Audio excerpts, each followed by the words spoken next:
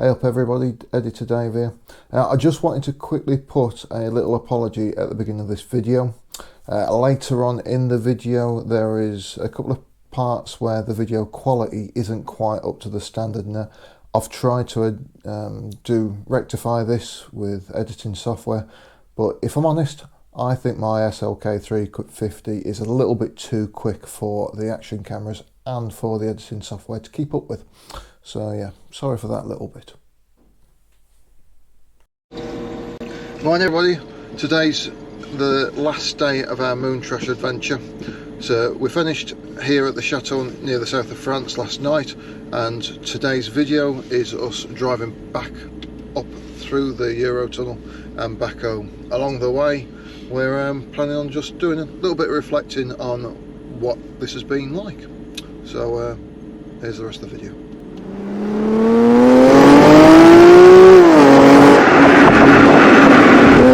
Good morning everybody. So yes, we are on the way back. We've had a breakfast at the chateau, which was very nice. Yes. The chateau was very nice, Well, very well selected.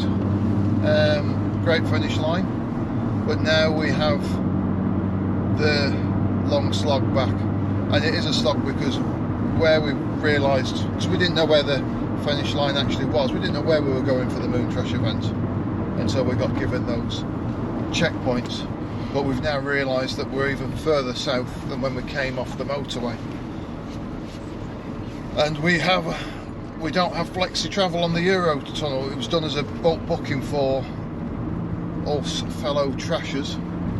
So we have to get really that train, and we're hoping to try and stop at Reims at the grandstand on the way up. So we need to. So we need to. looking about 400 miles to that. Yep. From this point. Should be alright.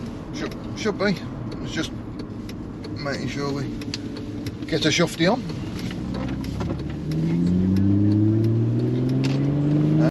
So we're just approaching. We're on 992.7 miles since I departed at 10 a.m. 10 a.m. Friday morning. It is Sunday morning now, isn't it? Yeah, we don't even know what day it is anymore. It's status. We've been up what, 36, 7. Yeah, we were. So it's quarter to 9:30 in the morning now. So it's now 24, 48 hours. Yeah, 48 hours since I left home. Yeah, 11 a.m. Well, I left at 10 a.m. 10 a.m. from your place, yes. Friday morning, and we threw the towel in at 10 o'clock last night. Unfortunately, I stayed up for the drivers to get the times and what have you from last night. Yeah, I was dead. I needed my bed. Yeah, so I've had over the last 48 hours so far, I had about 7 hours sleep. But we feel refreshed. Yeah. Good to go. Yes, for now.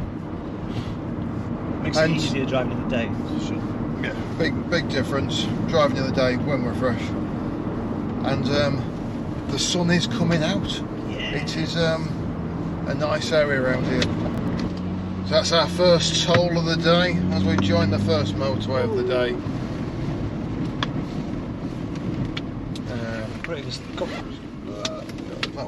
That way. Marseille? No. Hold on. No. I know I'm doing it right. Lyon. Okay, yeah, that was that one. So what's that one? Hey, we've got to go underground. Sorry, yeah, just wondering what that slip road there is. That must be the coming back. Off. Oh, that's confusing. 26. We've done 26 miles. We're on the motorway, and I don't know whether the dash camera is coming up, but we have just had a bloody stone, and it's right in front of the camera, and I think that will be a new windscreen. Wow. That's annoying. Just a bit. That hit was some force, yeah. Hey. Our first toll booth of the day and we want tolls for cards.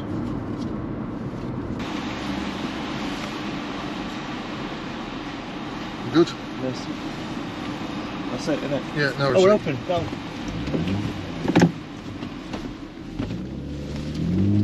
Did you see how much it was? €11.90, I think you said. €11.90 for the first toll of the day. And then everybody from all the different angles are all racing into. Massive pile. It's just not used to really seeing this in the UK. No. We just don't. Very few places, but very strange seeing everybody racing around. Well, it was all going so well, but this is our first traffic jam. I mean, to be fair, It's not much of a traffic. well, it's the first time we've stopped on a motorway, but to be fair, all this has been so different because last night driving down the motorway, we saw almost nothing for hundreds of miles, just overtaking trucks, and just driving around. Bear in mind that I've not driven abroad now for 3 years. I don't mind driving on it, but it is suddenly noticeably different driving with a lot of traffic on the motorway on the opposite side of the road. So it's just taking a little bit to be more accustomed to it. But yeah, so this is Lyon. This is traffic. We can't do much of a tunnel blast, but we are in a tunnel, so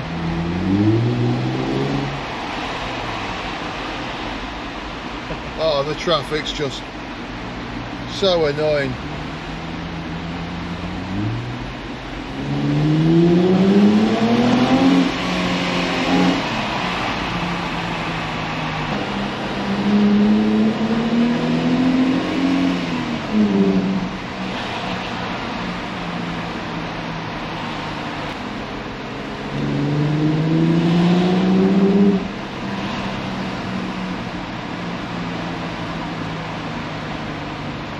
Oh, it's so childish.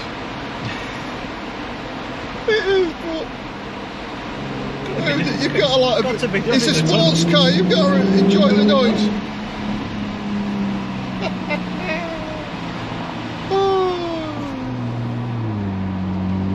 Oh well.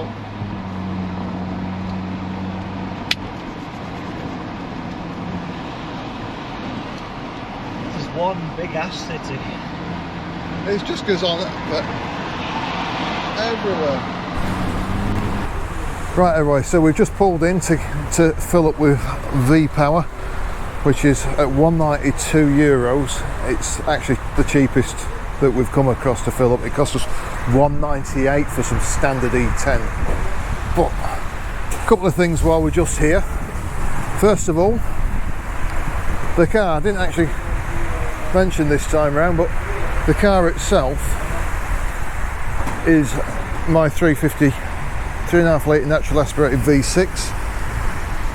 Is going across to the other pump, and that's definitely been cleaner with the rain that we've had.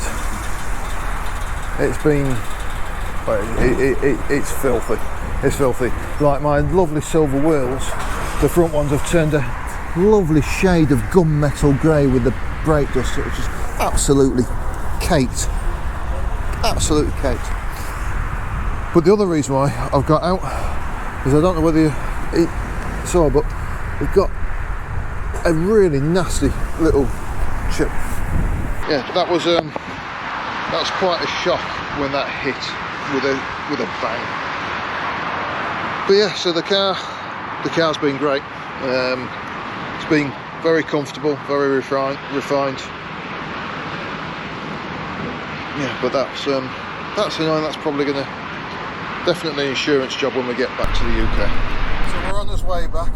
You'll have to apologise for me having to play safe and use this microphone when we're putting the different camera angle, because I need to make sure obviously you can hear Paul. But I thought time to do a little bit of a recap of what we've actually been doing. So for me, the first thing is, was the SLK the right car to bring? So with all the back issues that I've been having over the last few weeks, and my neck and my shoulder issues, in that respect, Yeah, because I haven't actually got any from sitting in this smaller cab. The seats are pretty comfortable, so I've not really had any issues with that. Yeah, it's surprising because I find these seats, well, to start with, these seats feel a little bit, I don't know, not that well padded. They don't feel like they are a lot thinner. Yeah, I anticipated to be aching quite considerably with these, but no, do you know what? It's all right. Yeah. It's not been that bad at all. No. A little bit of bum ache, but to be honest, 1,000 miles in a car, you're going to get that wherever the car you're in, to be honest. But yeah, they're not half as bad as what you think they're going to be. That's probably the best thing I can say about it. So I mean, in all honesty, when we did 500s, 570 was it straight down the motorway? Yeah, about that. Yeah. So you're kind of expecting to be aching after just trying to keep the pedal to the metal.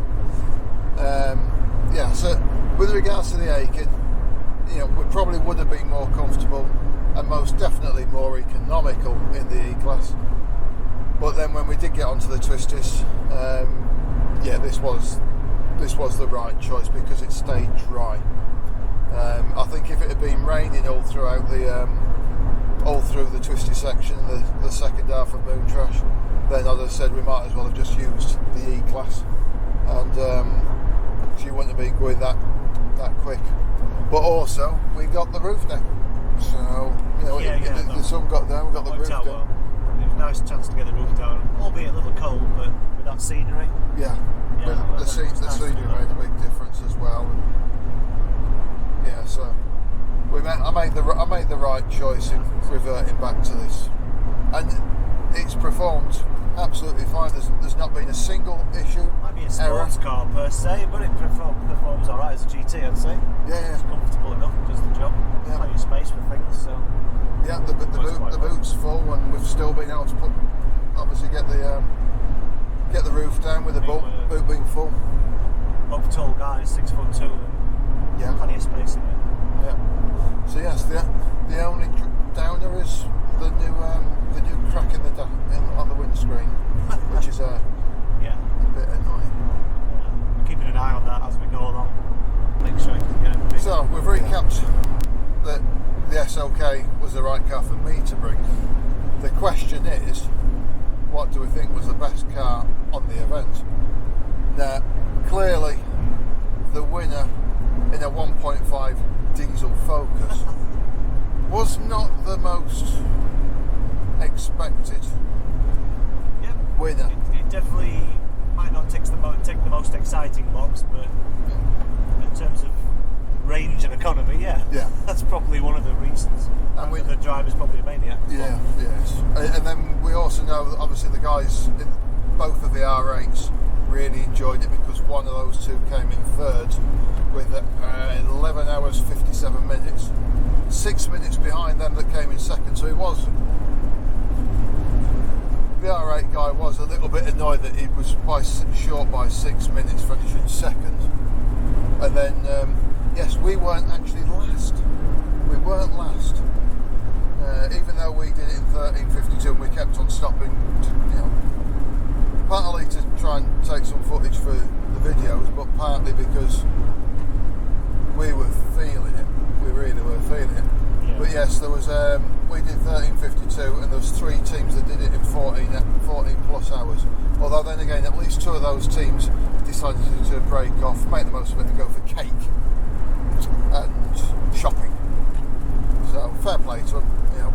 Some people have come down here to try and not race the event, because it isn't a race, an endurance event, but it was still a time thing, and different. Obviously, people could take different routes as well, because some of them was some people used Waze, some people used Apple Maps or whatever, some people used Google, so they all got slightly different ways to the checkpoints.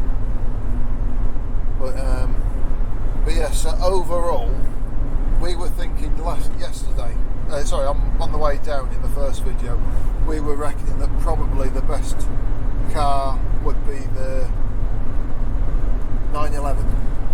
Yeah, I think overall, because it kind of ticks all the boxes for GT car, sports car, You've got the comfort, you've got the range, you've got the great car for the twisties. It's probably up there with ticks all the boxes. In mind, the other guys in the M5. Yeah. So the M5 was a. You've got your comfort. Yeah. Definitely. You've got your power. Probably got a bigger tank, more range. Although, yeah, okay, 4.4 litre V8 is going to be a bit thirsty, but I guess the only drawback of that, heavy car to throw around on the twisties. Yeah. So there's little drawbacks there. And then the GTV.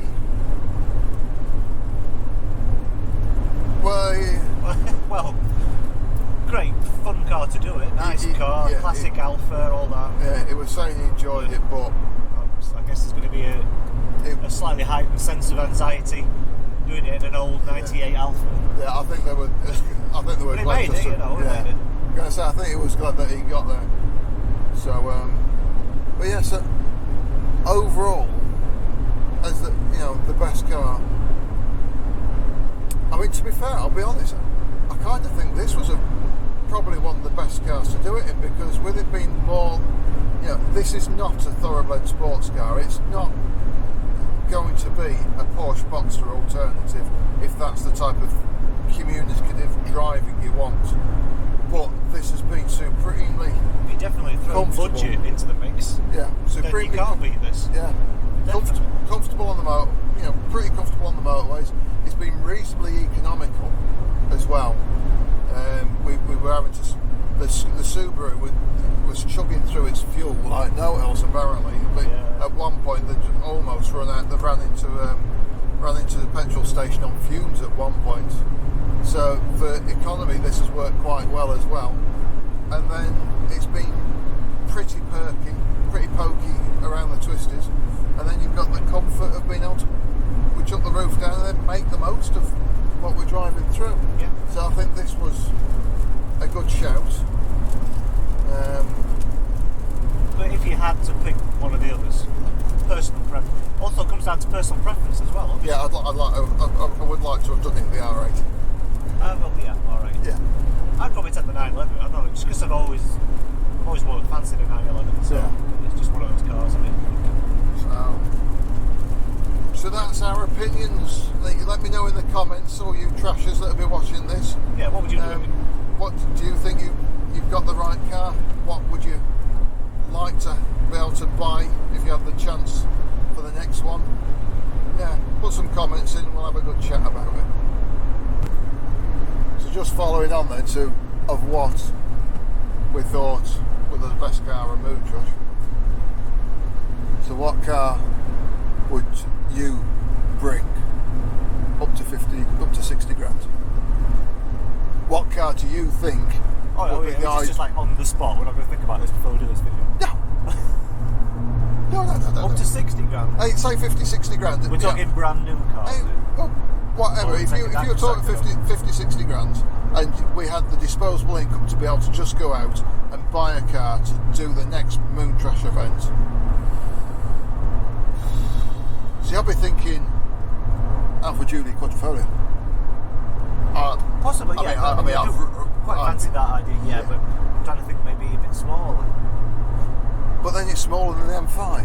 And we were saying the M5 was probably a really good car for driving down the motorway section. For long hauls and comfort. And then for chucking it around around the twisties. I know it's not 50, 60 grand, but I'd be tempted with it's kind of predictable in some ways, not like M2 size.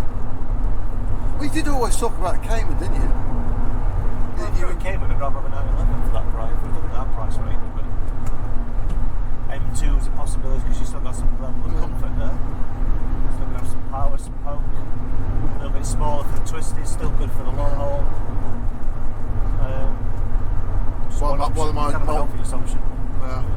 One of my dream cars for about 30 grand would be a S4 Esprit. Oh wow, okay, so I don't know about this trip. Well, I know, but then again, James May used it in Top Gear. He went all the way down Argentina, and it's obviously they can do some distance. Probably quite a large team behind them to help out with things as well. But oh yeah, okay. Well, so endless possibilities for that kind of price range. Yeah. And then following on because of our winner. because of our winner and his 1.5 diesel Focus putting us all to shame, you could always do it on the budget and pick up a Mondeo ST24. Well, yeah. Yeah, that'd be bigger, more comfortable. But yeah, so again, comments down below, guys. What do you think you do? Will you be really in the Porsche camp? 911 type? Possible. I don't know. I don't know really. I mean, obviously we've just said that earlier. The cars that would on the train.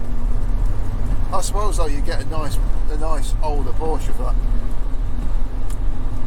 Yeah, I think I probably want something newer. If I had that much money to spend, I would go for something newer, just for the not to worry about the reliability or anything like that. I don't know. I need more thought into that. We will be right back.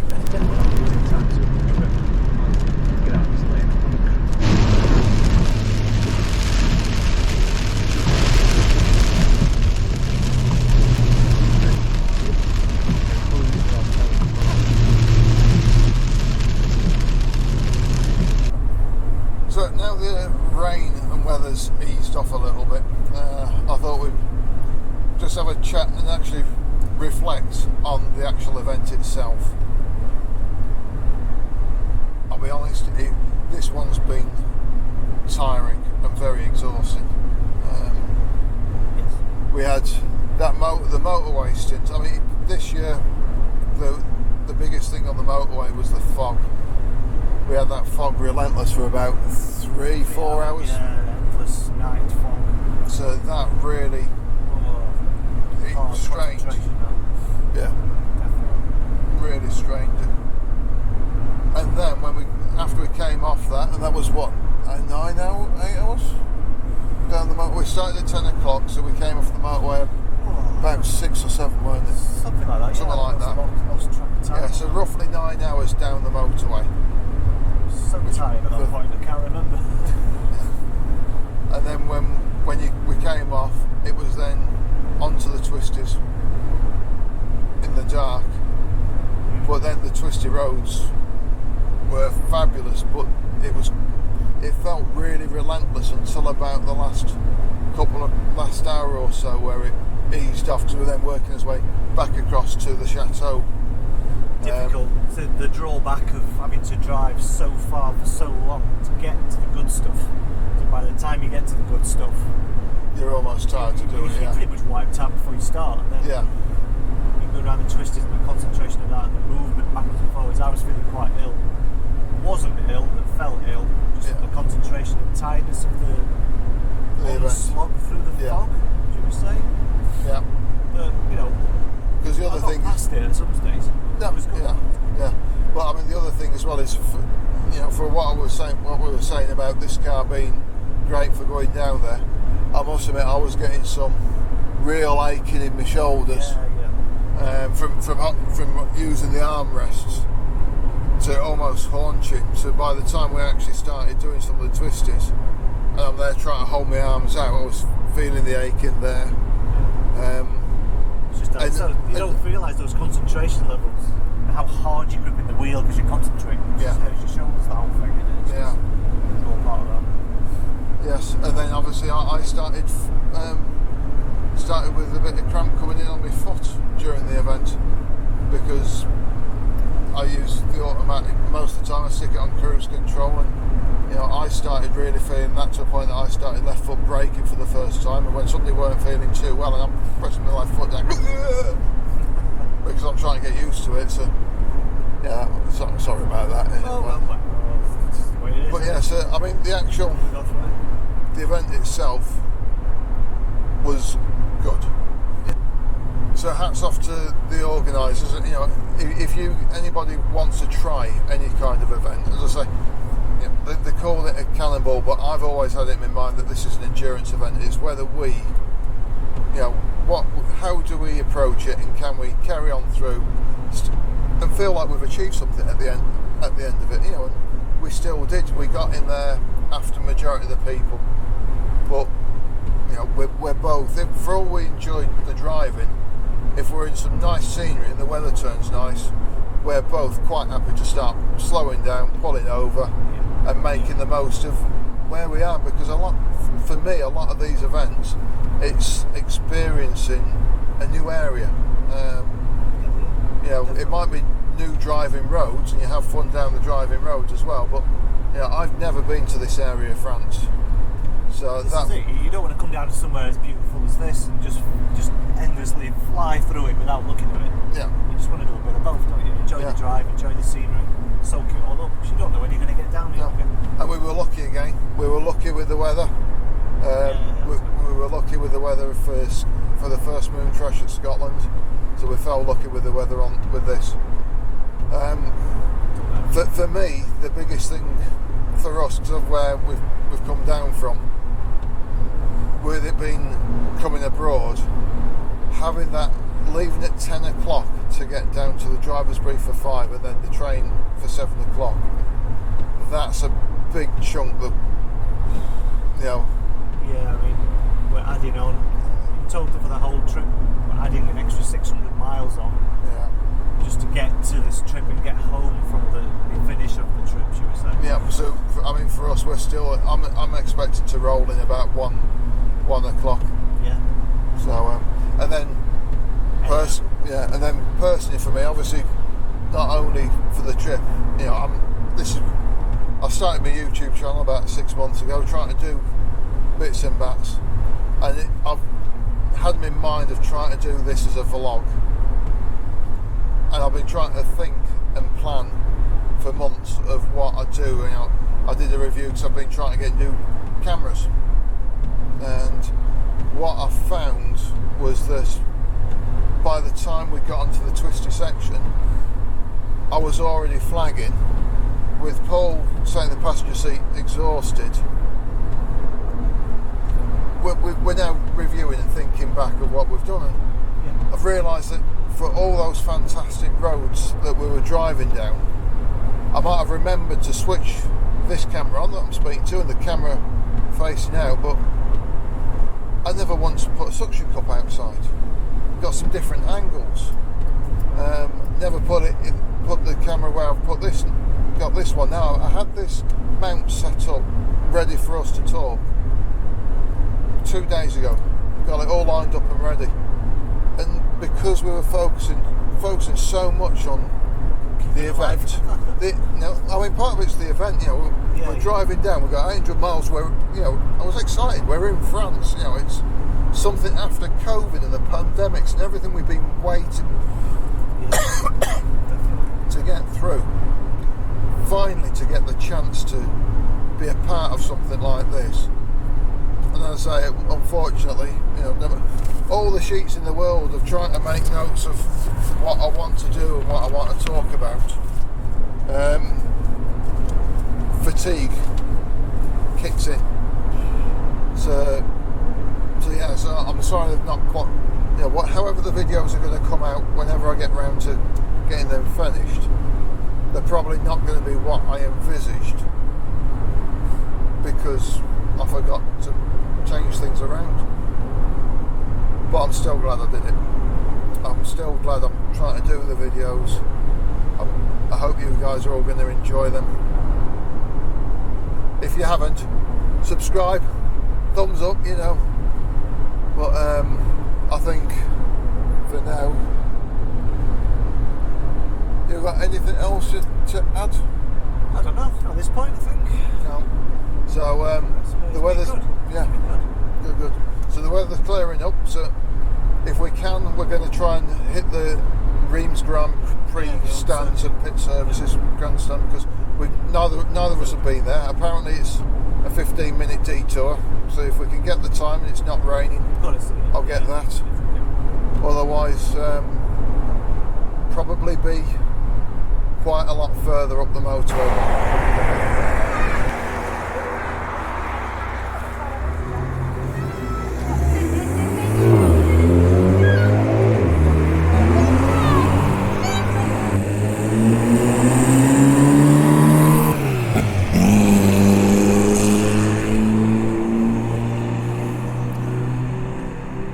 So a little bit about the track here.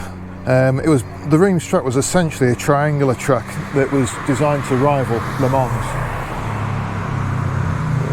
We're just outside the Vision Gure,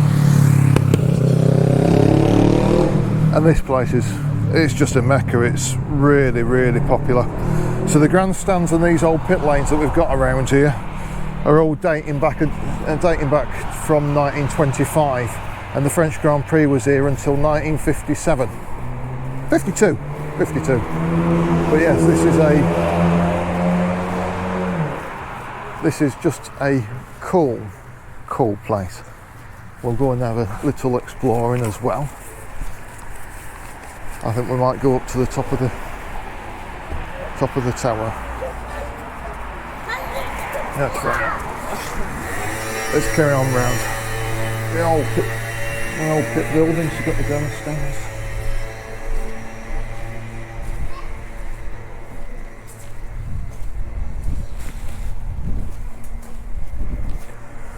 And this is just really popular.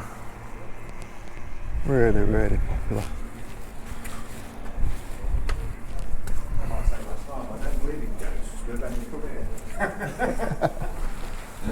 This is just literally just dripping in cool as well. Yeah.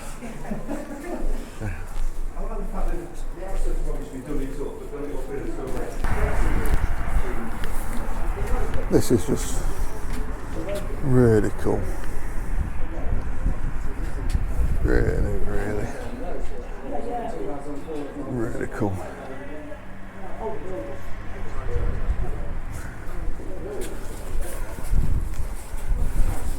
I think I'm going to have to drive this and get my co-pilot Paul to record it.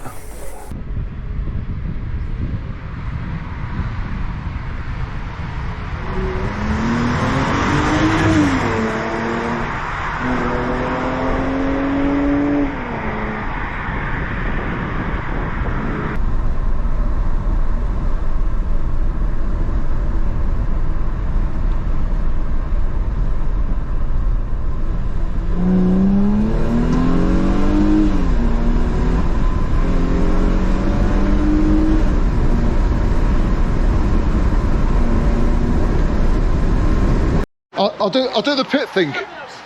Go, go, go, go, go. Yeah, coming. No, come in, you go.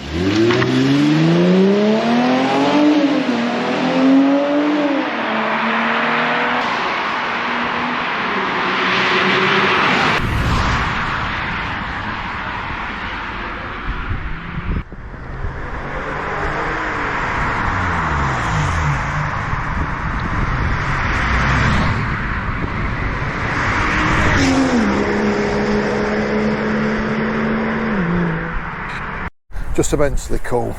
I've had Paul going up and down it a little bit, so he's done it, he's driven it, I've driven it. I'm just walking down right to the bottom end because I didn't realise that there's even a BP pavilion just tucked off the back end, and then the little bit at the back, the park stands to marks. It's yeah, it's great. It really is.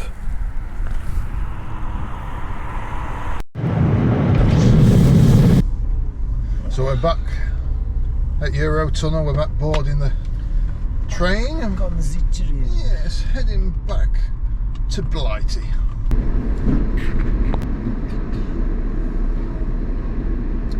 What a crazy operation this is.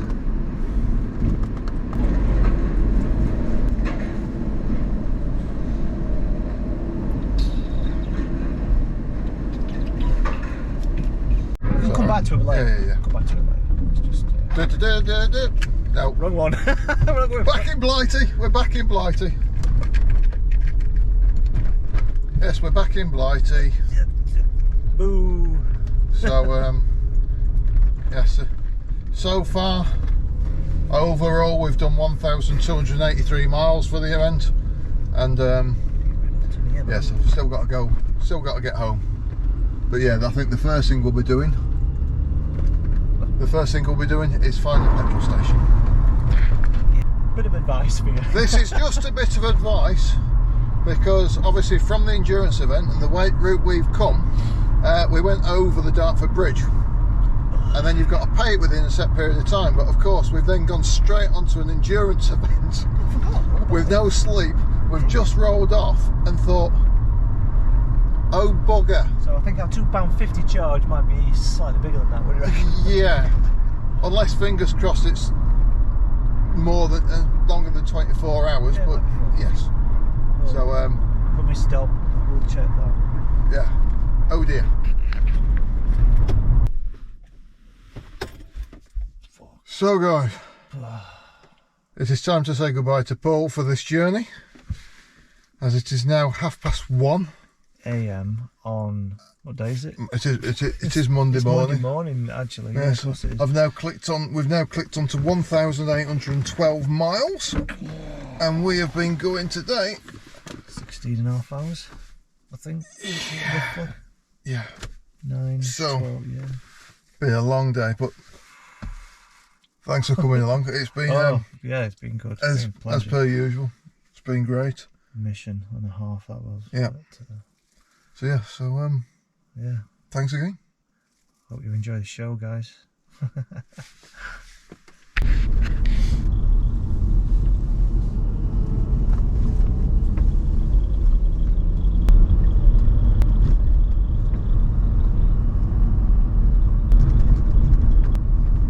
I don't know whether the microphone's picking it up, but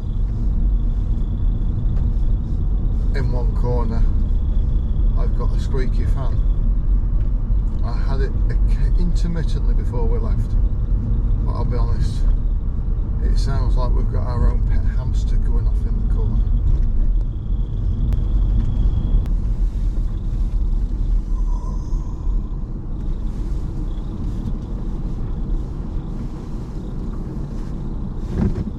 And with that,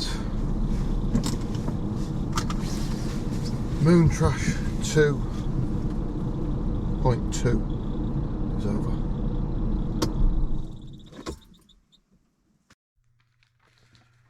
Right everybody, so finally I am back home. It is 2:30 in the morning after setting off at 9:30 yesterday morning. We've covered in total for this MoonTrash event 1,841 miles. I was going to work out a load of information for you, costs and what have you. Instead, what I'm going to do is this montage now.